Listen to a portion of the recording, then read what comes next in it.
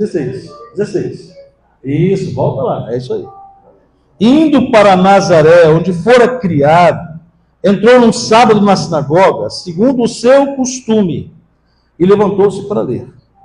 Então lhe deram um livro do profeta Isaías, e abrindo o livro, achou o lugar onde estava escrito: o Espírito do Senhor está sobre mim, pelo que me ungiu, para evangelizar os pobres, enviou-me para proclamar libertação aos cativos e restauração da vista aos cegos, para pôr em liberdade os oprimidos e apregoar um ano aceitável do Senhor. Tendo fechado o livro, devolveu ao assistente e sentou-se, e todos na sinagoga tinham os olhos fitos nele. Então passou Jesus a dizer-lhes: hoje se cumpriu a escritura que acabais de ouvir. Todos lhe davam bom testemunho, lhe davam testemunho, e se maravilhavam das palavras de graça que lhe saíam dos lábios. E perguntavam: não é este o filho de José? Só até aí, irmãos. Nós oramos, já cantamos orando, pedindo ao Senhor que falasse conosco, e agora vamos ouvir a voz do Senhor. Como diz o canto, que cessem todas as vozes, para que a gente possa ouvir a voz do Senhor. E se a minha voz não for do Senhor, que ela cesse também. Mas eu tenho certeza que o Senhor, para a glória do nome dele, vai falar conosco através da minha voz, porque não sou eu, é a voz do Senhor. E a voz do Senhor é poderosa, ela é cheia de majestade. Eu queria falar sobre o exemplo missionário de Jesus. Jesus é o maior exemplo de missionário que nós podemos ter. Jesus é alguém especial, não só porque ele morreu por nós, dando a sua vida na cruz do Calvário, não só porque ele sofreu no nosso lugar o que nós deveríamos ter sofrido, não só porque ele se deu em nosso lugar voluntariamente e fez isso para que nós hoje tivéssemos a oportunidade de estar aqui juntos como família de Deus. Jesus é muito mais importante para nós do que simplesmente por isso. Está certo que o maior presente que podemos ganhar de Jesus é a salvação, que todos nós que já cremos nele temos e recebemos de graça, e a glória para o nome dele. Mas isso não parou por aí. Jesus é nosso Senhor, ele é mestre, muito mais do que Salvador, ele é dono da nossa vida. E o que ele nos ensina, ele quer que a gente aprenda e ponha em prática. E o que ele faz, ele quer que nós façamos também, porque somos seus discípulos. Discípulos são aqueles que seguem os passos do mestre. Não há mestre sem discípulos, assim como não há discípulos sem mestres. Jesus é o nosso mestre por excelência. E se ele é exemplo de missões, se ele é exemplo de missionário, nós precisamos ser iguais a ele. Estava lendo a letra, o texto está escrito na blusa do pastor. Pastor, você pode ficar em pé um pouquinho para frente aí? Levanta um pouquinho aí o colar, com esse dente de que é mesmo aí? Esse dente que está em colar, de javali. Aí, ó, o que está escrito ali, ó, missões até os confins da terra. Você pode repetir comigo: missões até os confins da terra. Missões até... Pode sentar, pastor. É só nos confins da terra? É até. É até. O texto não está completo, mas é lógico que tem um objetivo, de estar essa parte ali, porque o pastor tem investido a sua vida em alcançar aqueles que estão nos confins da terra. Glória a Deus por isso. É o chamado, a vocação que o Senhor deu a ele. E se não houvesse quem fizesse isso, os confins da terra talvez estivessem mais esquecidos do que estão. Então, glória a Deus, porque a Ariane saiu de São Bernardo do Campo e foi ao Quênia. Glória a Deus, porque em setembro do ano passado, Deus me deu o privilégio de ir com a Laura conhecer povos também totalmente diferentes de nós, mas que falam, por exemplo, língua portuguesa, graças a Deus, né? Nós estávamos perdidos lá. Lá em Angola, lá em Luanda, visitamos algumas igrejas, alguns irmãos, alguns líderes em formação. Eu pude trabalhar também preparando futuros pastores ali durante aqueles 15 dias, né? Lecionando disciplinas bíblicas. Mas, na verdade, o evangelho não precisa e nem pode, nem deve ser pregado só nos confins da terra. Os confins da terra precisam ouvir do evangelho. Mas Jesus nos ensina desse texto aqui, que as pessoas que estão ao nosso lado também precisam. Jesus nos ensina nesse texto aqui, que aqueles que fazem parte da nossa família também precisam. Jesus nos ensina nesse texto aqui, que o nosso povo também precisa. Onde que eu vejo isso? Eu vejo isso no início do texto. De onde Jesus era? De Nazaré.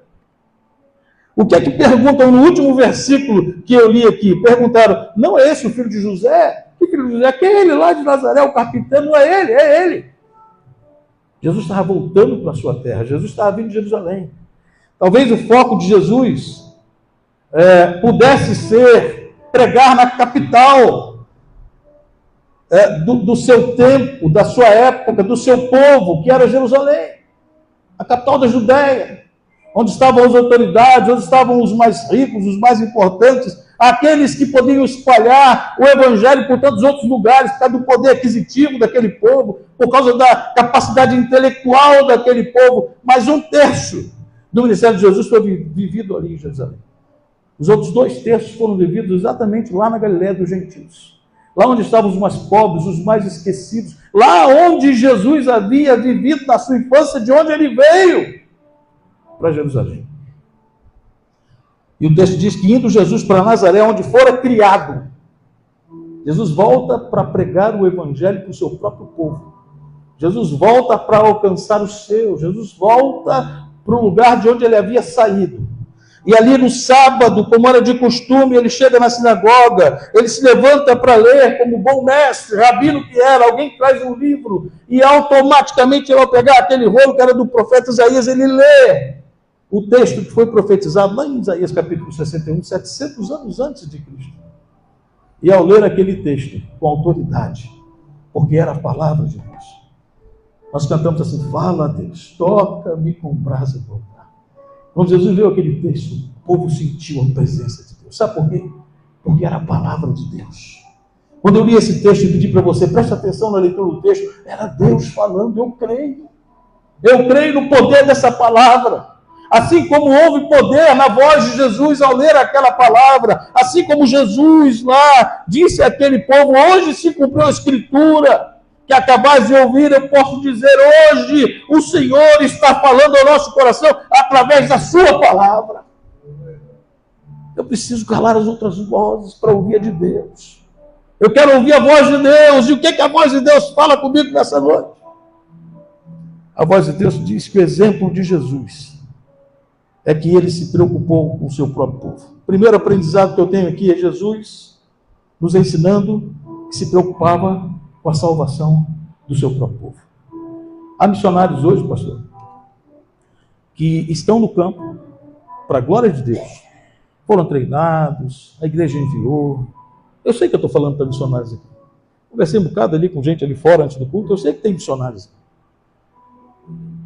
Mas que, por acaso, não tiveram oportunidade, antes de ir ao campo, de fazer esse trabalho missionário dentro das suas próprias igrejas, de base, de origem. Quando alguém me chama na igreja, eu estou pastoreando mais de 20 anos já pastoreei 5 igrejas nesse período, hoje eu pastoreio pastores.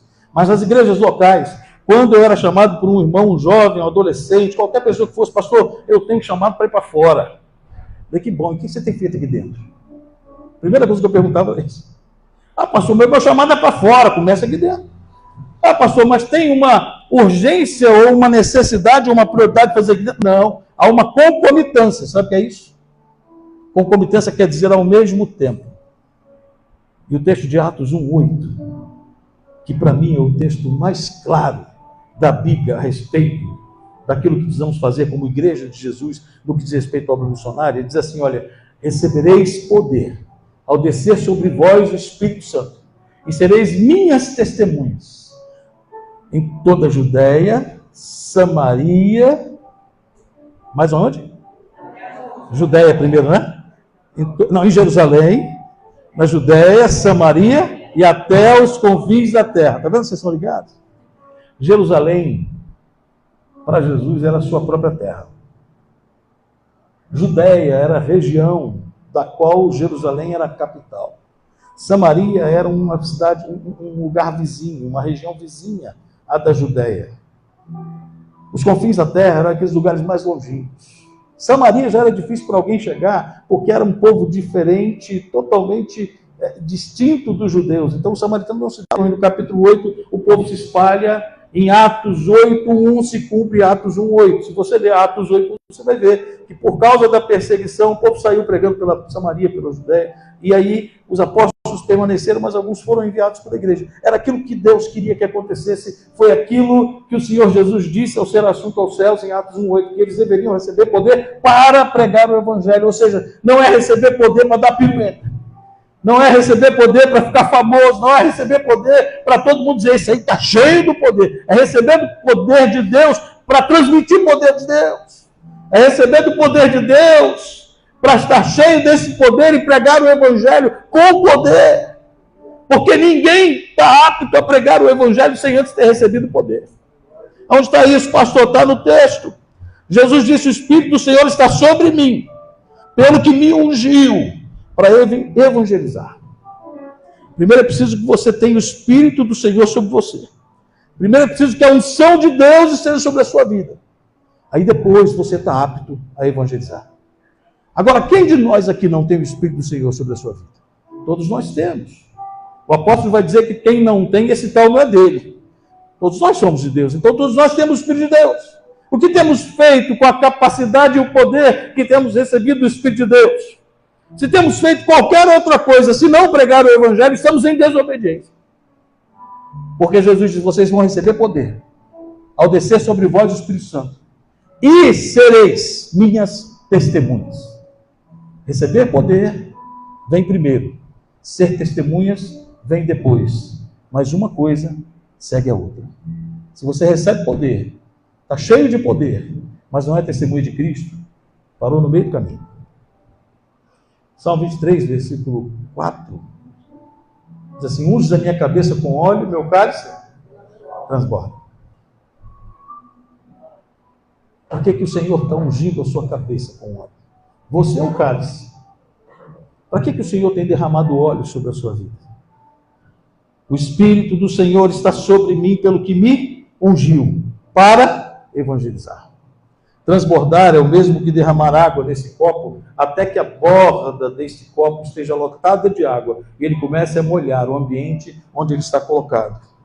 Isso é transbordar.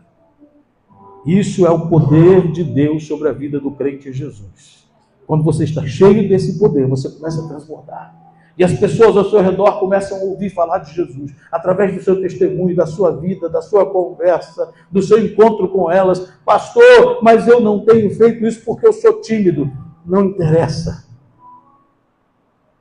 Se você está cheio do poder de Deus, Deus vai te fazer transbordar. E as pessoas vão conhecer a Jesus através da sua vida, da palavra pregada por você. Esse é o primeiro ensinamento que eu recebo com Jesus. Jesus estava ali junto com o seu povo para transbordar. Com tantos outros lugares que Jesus disse, ele foi logo para Nazaré. Tinha um propósito, nos ensinar isso. Segundo esse. O segundo ensinamento é que quando você está cheio do Espírito Santo, recebe capacitação exatamente para evangelizar. Mas evangelizar quem, pastor? O texto vai dizer os pobres. Só os pobres? Mas que tipo de pobre? Você está enganado se você está pensando que é o pobrezinho, como aquela viúva que levou a oferta no gasofilácio. E Jesus está lá presente e fala, essa viúva deu mais do que todos que estão aqui, porque ela deu tudo que ela tinha. A palavra pobre, para aquela viúva que aparece em Lucas 21, 22, não é a mesma palavra pobre para este texto de Lucas 4, não. Pobre lá da viúva quer dizer aquele que não tem nada para comer. A palavra no original é penichos, quer dizer uma pessoa pobre, necessitada financeiramente. Então, pobre da viúva que a gente conhece do texto de Lucas 21 não é o mesmo pobre que Jesus nos manda evangelizar. Então, que pobre é esse? Esse pobre aqui, o original é potios, que significa muito mais do que pobreza financeira. É pobre espiritualmente falando. Pode ser rico, mas é pobre. Tem muita gente assim, ao lado da gente o dia todo, o tempo todo, todo dia. Gente que você olha para ele, ele tem dinheiro, mas não tem alegria. Tem dinheiro, mas não tem saúde. Tem dinheiro, mas emocionalmente está aterrado, está arrasado. O pastor Ronaldo Lidori, que é um mestre na antropologia humana, área de missões, é um presbiteriano que nós temos o privilégio de compartilhar livros e contatos por conta da obra missionária nacional e também transcultural, ele diz uma coisa muito interessante. Ele fala que há 7 grupos de não alcançados nos nossos dias. Entre esses grupos de não alcançados, ele diz que estão os pobres, os mais pobres dos pobres. Aqueles que não têm o que comer, aqueles que não têm como chegar aqui no culto, que não têm como se vestir e acham-se inferiores a nós, e eles não querem ser vistos como muito pobres e às vezes não vêm e não são alcançados onde estão, no meio das favelas, nas periferias, nos mais longes lugares, dentro de matas. Esses são pobres, muito pobres, e são um grupo de não alcançados. Mas ele diz que um desses 7 grupos também, além de ser os mais pobres dos pobres, são os mais ricos dos ricos. Porque os mais ricos dos ricos, eles vivem dentro de alguns condomínios que eu e você não temos acesso. Eles vivem dentro das suas casas, trancadas, com portões e muros altos, que se eu chegar no campainha para dizer que quer falar de Jesus para ele simplesmente lá de dentro mesmo te atende e fala assim: eu estou ocupado, não posso atender. Eles frequentam shoppings que nós não frequentamos. Eles vão em festas onde nós não estamos. Eles têm um mundinho deles, só entre eles. E eles acham que não precisam de Deus, porque eles têm tudo o que precisam. Mas entre eles há pobres. Pobres de espírito. Lembra de Mateus capítulo 5, versículo 11? Bem-aventurados os pobres de espírito. É essa mesma palavra. Pobre de espírito. Há pessoas pobres de espírito ao seu lado, no seu trabalho, estão procurando solução dos psicólogos. É lógico que os psicólogos podem ajudá-los, mas o buraco que tem no coração delas é do tamanho de Jesus e elas não sabem disso. Há pessoas pobres de espírito na sua vizinhança, que você vê chorando e você não sabe porquê, e você não tem coragem de chegar perto daquela pessoa e dizer assim: posso orar por você? Independente de qual seja a sua fé, eu posso orar por você. Quantas vezes você já fez isso? Eu faço isso sempre para a glória de Deus. Eu passei por um médico essa semana, um cardiologista famoso lá na minha cidade. Ele foi olhar os meus exames e falou: seu coração está muito bom. Eu falei: que legal. E o seu, como é que está? Ele falou: você é médico também? Não, estou falando desse coração não. Estou falando da sua alma, do seu espírito, da sede das suas emoções. Ele olhou para mim e falou assim: ué?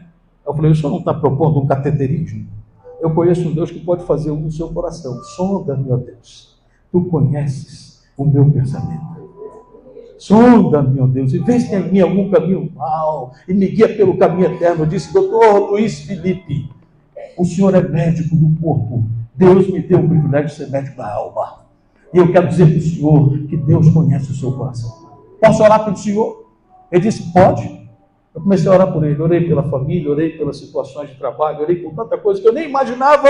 Deus ia colocando palavra na minha boca e eu orando. Quando eu abri o olho, eu estava chorando. Você pode me dar um abraço? Eu posso. Dei um abraço dele. Ele falou: onde é que é a sua congregação? Eu falei: agora deu ruim, eu não tenho congregação. Eu vim por esse mundão aí, visitando igreja todo domingo, mas eu congrego sim, quando eu estou aqui numa igrejinha pobre, lá no alto da Serra do Caçador. Tem pouquinha gente, só reúne domingo de manhã. O senhor quer ir lá? Ele falou: quero. Eu falei: então está aqui o endereço, eu espero o senhor lá. Um médico famoso, rico, mas que por dentro precisava de um abraço. Por dentro precisava de uma palavra de Deus. Dentro do consultório, quem ia falar para ele? Deus me levou lá para ser atendido por ele. Eu não sei se eu consultei ele, ele não me consultou, mas eu sei que, graças a Deus, eu pude evangelizar um pobre. Pastor, mas ele ganha muito bem, mas era pobre. Pobre de espírito. Se ele estiver me assistindo aqui, doutor, com todo carinho, viu? Não é nada demais, nem pessoal com o irmão, né? Mas eu estou muito feliz de poder falar de Jesus para você. Muito bem, irmãos, quando Jesus disse que o Espírito do Senhor estava sobre ele e que o ungiu para evangelizar os pobres, era esse tipo de pobre que Jesus estava falando. Mas ele disse mais: ele me enviou para proclamar a libertação aos cativos. Não é cativo que está na cadeia, não é cativo que está em Bangu. Como é que é o nome aqui da penitenciária de Minas Gerais? Não sabe não, né? Papuda, lá em Brasília, todo mundo sabe, né?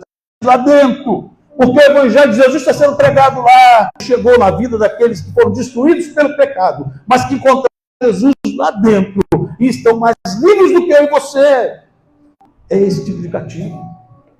Tem gente preso pelas artimanhas do diabo. Tem gente preso, andando livre, aparentemente livre aí pela rua, mas que está preso. Essa semana na universidade, falar para quando está filmando é perigoso, né? Mas não tem problema não. É verdade. Na universidade onde eu trabalho, eu sou servidor público na Universidade Federal Rural do Rio de Janeiro. Essa semana que eu estou falando é quinta-feira à tarde, antes de eu viajar para cá. Havia uma moça no corredor do Instituto de Educação. A minha sala fica assim, aqui tem um auditório onde... Mas por que ela está curvada? Ele está curvada porque ela é cavalo, ele tem que ficar nessa posição. Uma moça jovem, universitária. Aí sabe o que ele disse? Ele disse, olha, ela não pode nem sentar nas poltronas do auditório, porque não pode tocar em ônibus, porque não pode tocar em terra. Cativa! Cativa! Talvez aparentasse ser livre. Está cursando a Universidade Federal, mas cativa. Quanta gente assim está cativa. E eu e você podemos ir lá com a palavra de Deus, cheios da unção do Espírito Santo, e podemos trabalhar a proclamação da libertação desse cativo com a palavra de Deus. Meu irmão, não estou falando de religião qualquer que seja, eu estou dizendo que há pessoas cativas que precisam ter encontro com esse Jesus que liberta. Se o Filho vos libertar, verdadeiramente sereis livres. Sabe por que Jesus fala esse verdadeiramente? É porque tem gente que acha que é livre e não é. Mas quando o Filho liberta, verdadeiramente, essas pessoas... A liberdade vem pela palavra. Nos libertará. Jesus é a verdade. O caminho é a vida. E eu e você somos os portadores dessa verdade. Não há meias verdades no Evangelho. Nós estamos aqui pregando a verdade que liberta. Mas pregar aqui dentro, queridos, talvez não haja ninguém aqui precisando ser liberto nessa noite. Mas lá fora, na minha vizinhança, na sua vizinhança, na faculdade onde você estuda, no seu trabalho, no dia a dia, onde você vai, por onde você estiver, há pessoas cativas que precisam ser libertas. E o Espírito do Senhor está sobre mim e sobre você. Ele nos ungiu para proclamar a libertação dos cativos. Aqui eu recebo para ao sair daqui transbordar. Unges a minha cabeça com óleo e o meu cálice transborda. Você tem transbordado? O Espírito do Senhor está sobre mim também, Jesus disse, para pôr em liberdade os oprimidos. E eu pulei aqui, restauração da vista aos cegos. Que tipo de cegos são esses? 2 Coríntios capítulo 4, versículo 4, diz que o Deus desse século cegou o entendimento dos incrédulos, para que não lhes resplandeça a luz da glória do Evangelho de Jesus Cristo. Pessoas que estão enxergando, mas espiritualmente estão cegas. O escritor dos Provérbios vai dizer assim, livra os que estão sendo levados para a morte, os que estão cambaleando para serem mortos. Livra estes, quanta gente está caminhando para a morte. Quer ver experiência ruim, pastor? É você chegar no trabalho numa segunda-feira e olhar para a mesa do lado, alguém que trabalhou com você 20, 30 anos, se aposentando quase, você pergunta, por que ele não veio? Aí o chefe vai dizer, teve um ataque cardíaco, um infarto fulminante, faleceu no fim de semana. Ele morreu, meu Deus. Trabalhei ao lado dele 20 anos e nunca falei do amor de Jesus para ele. Nós conversávamos de futebol, novela, política. Ele era da direita, eu era da esquerda, era da direita. A gente brigava por causa de política. Mas eu nunca disse a ele que ele teria que ter um encontro com Jesus para que nessa morte ele tivesse salvo. Cegos que andam do seu lado, tateando, procurando um caminho para seguir. Você tem a luz que é a palavra de Deus.